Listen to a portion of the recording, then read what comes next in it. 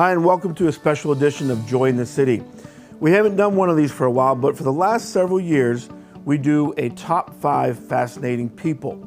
We're going to do that again this year, but it's going to be a little different. We're going to include the ladies from Let's Talk About It to give us their most fascinating person. But I just want to thank you for watching, and we're going to start off with a group. Typically, the number 5 spot is always a group or an organization of some sort. And I want to talk to you a little bit about the organization, the Nehemiah Project.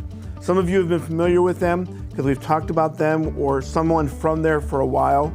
And this past year, we talked to Heather Mangus about some things that's going on in the building known as the Right Place for Kids, and a fantastic thing they're doing over there with Nehemiah, with Right Place for Kids, with Titus 2, and many other activities.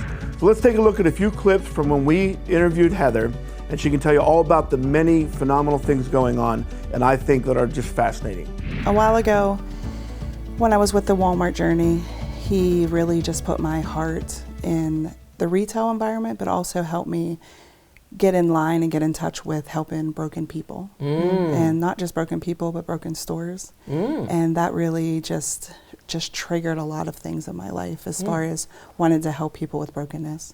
And through that, he taught me a lot of things with leadership. He taught me just things on how to equip people and just to make them successful for the future. Good for you. Yeah. So, Good for you. And when I tell you that is, during that time, he helped me minister and helped me a lot get in front of people that experienced trauma. And through that time, I was able to just teach them how to get through the trauma periods. Even though I was a store manager at Walmart, that was my mission field. Well, and honestly, I think it's very important for people to know. Ministry does not always look like we think it's going to look. Yeah. Right. You had your ministry began when you worked for Walmart. Right. That's true. Yeah, did. very true. Yeah, it did. But now you've started Titus 2. Tell us a little bit about what that looks like and what your passion is behind that. So as far as Titus 2 goes, we work on equipping and mentoring. We work on equipping and mentoring women. And we help them through the steps of trauma and through brokenness. And sometimes when you go through trauma and you go through brokenness, you lose things, you know, and you need to be equipped again. You need to learn how to do leadership, how to help yourself financially, or to be able to even just regain your health. Function. Yes. Yeah. Honestly, that is so profound. When you go through trauma, you lose things. Because we think of losing an object, but it's so much bigger to lose part of yourself or something in yourself. Right. Yeah. Yeah, and we just want to help them regain it. So we just don't help them with the hope, healing, and restoration. We want them to be able to walk away and be equipped and be able to function in the world again. Absolutely. And to just gain their self back. So we have 12 people that joined our team. So we have 12 people that joined our team, and we have 10 of them that are certified in Time to Heal Beyond Survival Ministry. We linked arms with Time to Heal Beyond Survival, and she's the one that helped us get our team certified. Okay. And the Time to Heal Beyond Survival. So anyway, so that 8-step program is what we linked arms with her with. So we have 10 people right now that are actively doing classes. We have 4 classes going at one time, which is amazing. So we offer daylight and we offer evening classes. Okay. And we're located at the Nehemiah building at the old Wright School. Most of the people that are reaching us is just word of mouth. Is that right? It's not even, we haven't even announced our 2023 classes yet. We haven't made it publicly known, but I can tell you already have 2 of those classes filled up. Oh, wow. Yeah, and we have 4 more that will be launching in January, So our number 4 spot is going to be something the crew decided is the top fascinating person. This is the crew for Let's Talk About It. Thanks, guys. And we came together to talk about who we feel would be someone who would be fascinating. Well, one of the stories we did this past year was on the person of Katie Nixon. You see, Katie Nixon has an incredible heart for her community. One that is different than most people that we've heard, and they take a special time out for their community, their neighborhood, and minister to them, get to know them outside of just a general, hey, how you doing? I felt that Katie Nixon was a phenomenal person and a fascinating person as they tell us about what their family does on Friday nights. Check out these clips. So when we first moved, we were the new people in the neighborhood, and we didn't move in for about 4 months. We were working on it, fixing it up. But every time we were there, the neighbors, you'd see them kind of drive by, like looking, who are these people? And so Denny said, as soon as we get the house ready, let's just have people over. And so we invited all the neighbors over and just had them in the house. And then it just kind of grew from there of just kind of hangouts with our neighborhood. One of our main prayer requests when we moved here was that we would have great neighbors. We left really good neighbors, and we wanted really good neighbors. And God blessed us with amazing neighbors. Well, but y'all are amazing neighbors also. Well, like I tell my kids, to find good friends, you have to be a good friend. That's right. Right? That's exactly right. You have to be a good neighbor. That's right. So Right. we look out for each other. We watch each other's pets. We pick up each other's kids. I have borrowed a cup of sugar and an egg from a neighbor. I mean, I've literally done that. And they have, they've helped us with yard stuff. We've helped them with yard stuff. I mean, it's just, it's a great little neighborhood. And so we had this fire pit area down at the bottom of the yard, and we have some big logs that we can sit on. And so we started this Fire Pit Friday, because it rolls off the tongue easy, Fire Pit Friday. And it was just Friday nights at 7 o'clock. And it was bring your own chair and bring your own drinks. But then we had hot chocolate or coffee or hot apple cider. We had all the fixings for s'mores. And it literally then was just a hangout. We invited our neighbors. Our bus stop is a half a mile from the house. So then we have some bus stop neighbors. We had family. We had church people. The first one we probably had about over 40 people. Oh, wow. You were like, oh, geez. Who knew? I know. And the best part didn't know? The best part was all the neighbors were there. The kids were just running amok in the yard and being loud, and it was fine because all the neighbors were at our house. That is so cool. And it's just a fun night. We And it just hang out. fluctuates. The attendance, whoever can come, It does. comes. It does. Some nights it's 10 people, some nights it's 15 people, and it just kind of varies. And it's really just a fun night. And there's no agenda. We just have a fire and we just hang out. And it's neighbors who haven't caught up with each other for a little bit. And I see you're working on this project and what's going on. And like I said, we love our neighbors, and they're good neighbors. They bring their dogs. We've had many, many dogs there. And it's just a fun hangout. And I hear people say, oh, I miss the days when we sat on the front porch all the time. I miss it. What you are doing is you are being intentional about your community. That's what you're doing. Yeah. You can go day to day, and life can just pass. Right. And I always say to Denny, we got to put it on the calendar, or else life just keeps going. And so this was something that, because we set it out, and I would send a reminder, the week, Fire Pit Friday this week, and we've told them all, if you see a fire going, just come on over, because we're down there. But too often life just keeps going, and everyone's schedules are busy, kids are busy, work is busy, and then you just want to veg. You just want to not talk to people. But if you put it in a calendar, if you make it happen, Intentional. that it happens. And because of that, like I said, we have great relationships with our neighbors, and they look out for our house, and they look out for our kids who ride up and down the street, and they're all over. And we are to be the hands and feet of Christ outside of church. Yeah. And so how can we do that? And you can do it in easy ways. Right. I mean, I've had just the ladies over for breakfast sometimes, and someone else they've had, just come over, we just have breakfast and coffee.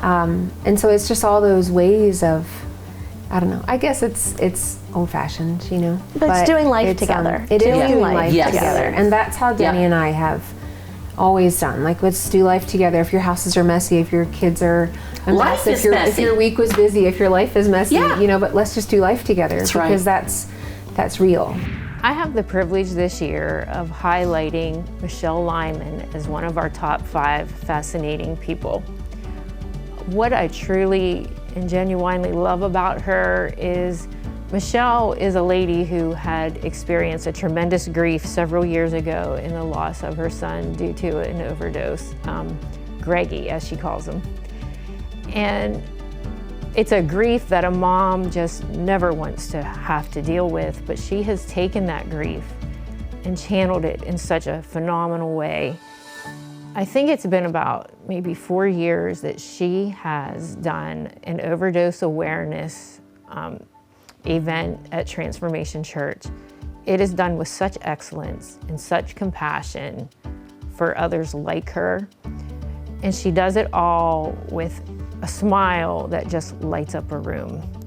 And through this event, I have seen her forgive someone face to face that showed up to one of these events that was actually involved in the situation with her son. She's a phenomenal woman, and I am grateful for her, and I am grateful for the strength that God has given her to channel her grief in such a phenomenal way. Now watch a few clips from our interview with Michelle. My husband and I had 2 children, Kim and Greg. Greg was our youngest, and he developed a problem when he was in high school, unbeknownst to us at the time. And him and a few friends had experimented with some pain pills and marijuana and things like that. And eventually it led to a terrible addiction. And so he suffered with that for probably 14 years. Oh my goodness. Although he did find recovery towards the end of his life. We had 4 great years towards the end of his life. But then he relapsed and passed very quickly in 2017, I'm sorry, 2017. How did you move forward? Well, I think immediately I knew that I wanted to do something in his honor because he was such a nice guy with a big, big heart. And so my daughter and I talked about it and about how we could honor his memory. And I had belonged to a group on Facebook called The Addict's Parents, and they're based out of Columbus, Ohio. And I saw online they had this program called Lost Angels Blessing Bags. And so I sent the woman a message and asked her if it would be possible if we could start that program here. And she was excited, and she sends us the bags. We've done over 1,200 bags now. Oh, wow. She sends us the bags. And what does that look? What are the bags? What is that for? It's for toiletries and snacks. We have a friend of mine, Marianne Zanisi, that has the Families United for Change. She has a program where she's making cards with like words of inspiration and love and encouragement. And yeah. these go to addicts, or who do these bags go to? Well, we actually make the bags, and then we give our bags to the people that are in contact with people in the area that would be struggling with. Sometimes it's someone just getting out of prison. Okay. Somebody with substance use disorder, mental health issues. Okay.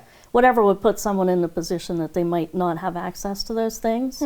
So we distribute them through the people that work at Blair Drug and Alcohol Partnerships. Okay, so you don't have to distribute them. Right. You give them to somebody who Yes. is in that. Yeah. And different treatment facilities that have people coming Yes. in. Now it grew from there because now you do Blair County Overdose Awareness. Tell us a little bit Yes. about that. Well, I met a dear friend of mine, Stacy Lingefelt, at Blair Drug and Alcohol's Healing Hearts program, which is a grief support group for people that have lost somebody to overdose. And together we were looking in 2018 for an International Overdose Awareness Day event in our area and couldn't find one. So we decided, you know, if the need is there, someone needs to take care of it. So we decided to start the event. And we had a lot of trouble finding a place in the beginning to hold our event.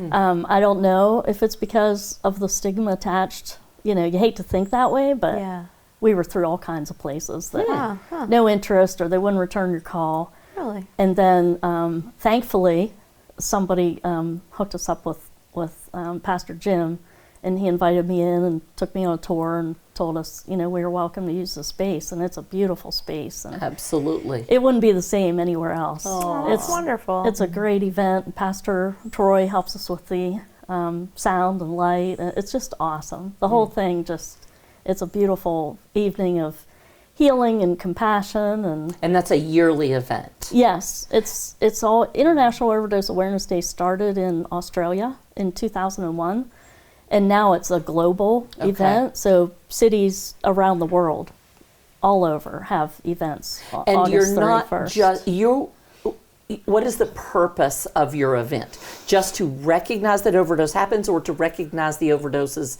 that have happened in the past year? It's all of the above. Is it? actually. Okay. Yeah, we have people, and you know, we can get our information to anybody that wants to participate, but we have people enter their loved one to be honored at the event. And it really is an honor. You know, we really go far to make it a really nice event to honor that person for their life and not so much the way that they died because of the stigma attached. It's some people just disregard your loss and your grief as less than. So so that was number one. And then it's kind of evolved into, we have a lot of volunteers come that are in treatment or in recovery. And I think I've heard from treatment places that it really impacts people that are currently struggling because they see the result of a loss. Oh, that's profound. Yeah. So and they're so helpful and they'll do anything for us. They're happy to be here. So that's a part of it, and then education is a part of it. We have treatment providers, anyone that has anything of substance to offer the community in that regard. They come and set up information tables. Oh, good. So we have information tables lined up the whole way around the worship area here, with people from all different, organizations. Co-hosting Let's Talk About It has been honestly one of the great privileges of my life. I've met so many people that I didn't know before. I've heard stories that amaze me. And I have my most fascinating person that we have talked to is Tabitha Barr. Tabitha has an incredible story of hurt and betrayal and, to me, unimaginable grief. And she chooses to see Jesus in all of it. And I really hope that one day soon, Tabitha and I can get together for coffee and I can hear her whole entire story and the redemption that God has brought through it. I enjoyed her and I look forward to getting to know her better. And watch a couple of these clips and I think you're going to think the same thing. So I went into the military out of high school, met my first husband. I was stationed over in England when the abuse first started with my first husband. And so the military signed me to come back home. When I came home, it got worse. We're both from this area. So, and at the time, I tried to leave. So I went to live with my mom. And he was in prison for some of the things he was doing to me. And then he ended up breaking into my mom's home with a sawed-off shotgun. He had 2 pocketfuls of ammo, so he was pretty ready to take us both. Right. So I don't know. The only thing I can say at that time in the room that it was just him and I was that I know that the Lord was with me because I was at peace. At first I was afraid until I knew who he was. But I just didn't feel like it was my time. So I just didn't feel, I grew up in a church like all my life, so I knew the Lord. But I just felt like, the Lord was with me. And at the time, we was up in the room for a couple hours before the police finally tried to take over. I could see out of the corner of my eye they was coming up the stairs, so I kind of didn't want to give it away, and he was sitting in front of me. And then he seen them, and at the time he put the gun up to his chin and pulled the trigger. Right. So, I mean, I can't even imagine a scene like that. For we've seen it on TV maybe, but you can't imagine actually living it, being part of it. So how, after that happened, how did you move on? How did you, continue and move forward? I think, like I said, with growing up in the church, I think I've always felt that I've had that faith. I did have a lot of struggles at the time. Right, like within a year, I had my first son, so kind of life started taking over, and I think that was a lot of the Lord knew I needed something, so He gave me my son, and that took over a lot of, not really thinking about it, but later in life, Give you something else to focus on. yes, but later in life, I did kind of a lot of the depression started sinking in, and a lot of the anxiety and the PTSD, and I'm a vet, so I speak with somebody at the VA, so that helps me a lot. And in the beginning, they put me on medication. I don't like medication. I don't like the way it made me feel, so I just kept praying about that, and I ended up getting off the medication. So a lot of what I deal with is just with the Lord. Like I just have to. Like I just feel like I have to put my faith in Him, because I can't. I don't want medication to cloud my feelings. I want to deal with my feelings. But I feel a lot of what helps me is coming to church, and I try to always do Bible studies and getting with women of the Lord. And I have a strong family, my sisters and my mom. So A good support system. yes, Yeah. yep. If you were to give some advice to someone who's been through something tragic like this, what would you tell them to do? I think a big thing is to find a good support system, find a good church that you feel comfortable in. It took me a little bit, to go through churches till I figured out this was home. Like, you know when you go somewhere.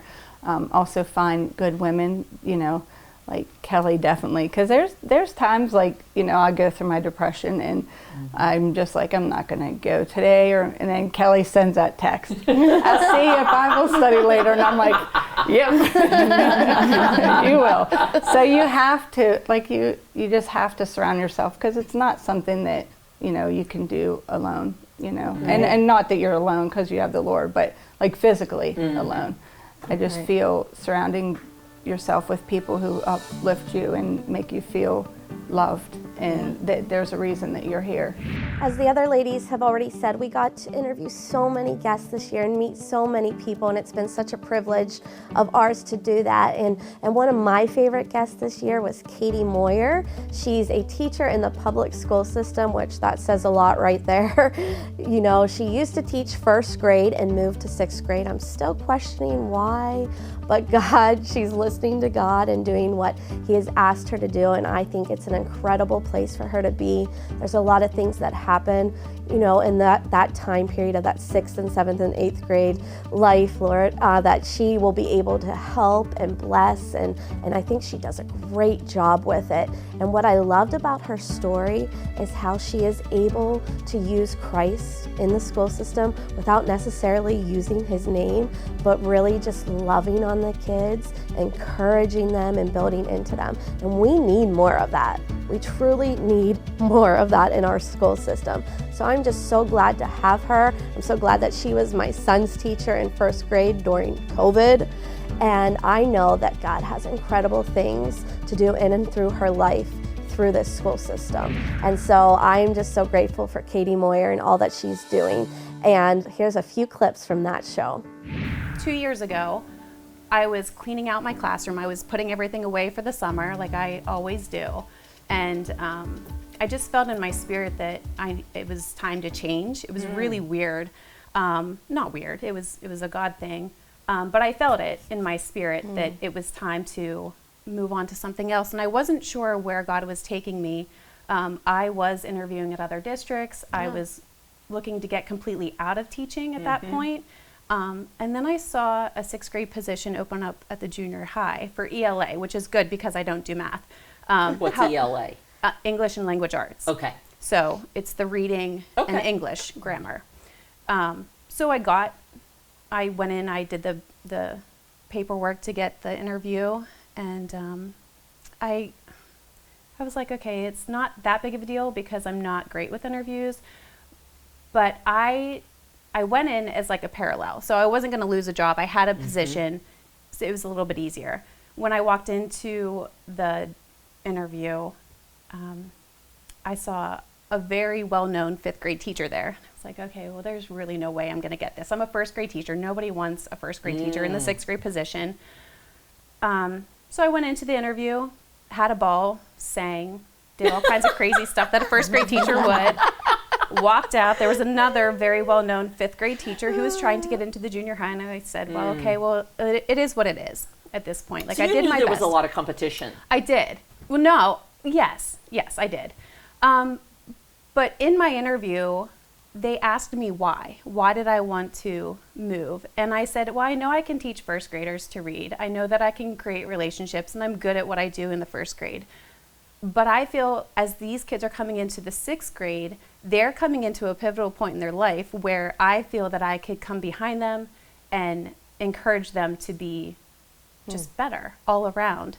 So I think I got it with that, because it wasn't just teaching the ELA, it's teaching the whole child. And I put that out there for them, and I told them that that's really what I wanted to do, is just encourage these kids to keep going. And at that pivotal age of 11 and 12, I knew that I could have a better Can I say I think it was that and God knowing That's right. that you are the perfect person That's to right. be in that position, because that is such a pivotal age for children. right.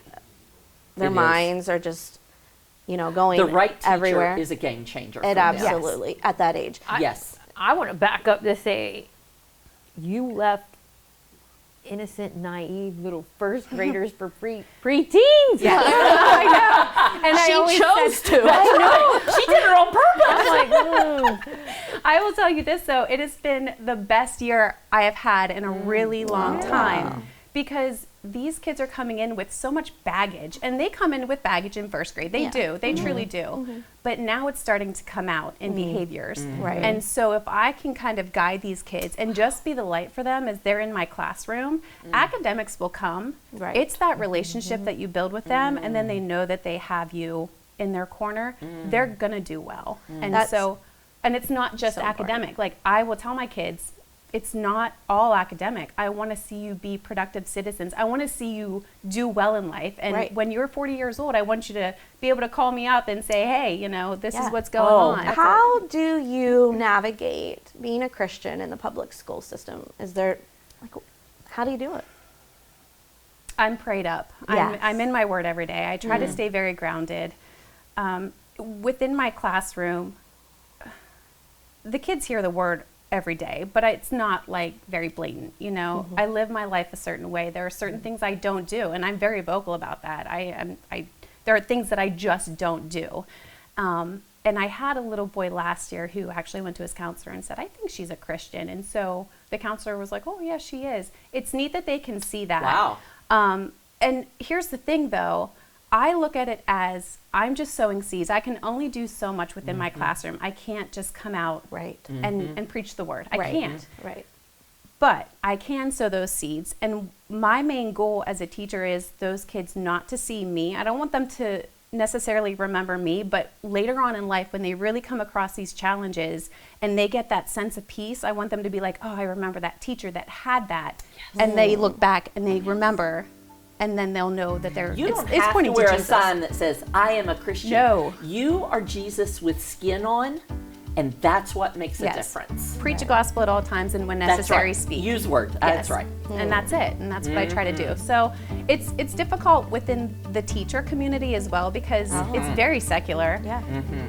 It can be very liberal, and it's just kind of go with the flow. And that is a teacher mentality. And I didn't realize that until I got a second job selling real estate, where I had that freedom, and I could sort of start thinking for myself again. Because once you get into that position, it's sort of like, You're told what to do. yeah, and you Put in just a do it box. because you have to. Otherwise, you're out. Right. So, yeah, it is challenging at times, and sometimes I feel like I'm in my own little bubble, but I'm okay with that too, because Jesus is in that bubble with That's me too, right. Yeah. and it's okay. Well, and I think we as Christians need to stop being afraid to live in the secular world. Yeah. I'm there. That's where we I'm in it. You are in it. Yes. And you're not afraid to be in Absolutely it not. because you have Jesus. Yes, and that's where That's my right. strength comes from. My That's right. peace, everything comes from Him. So it's fully, I trust Him completely with everything.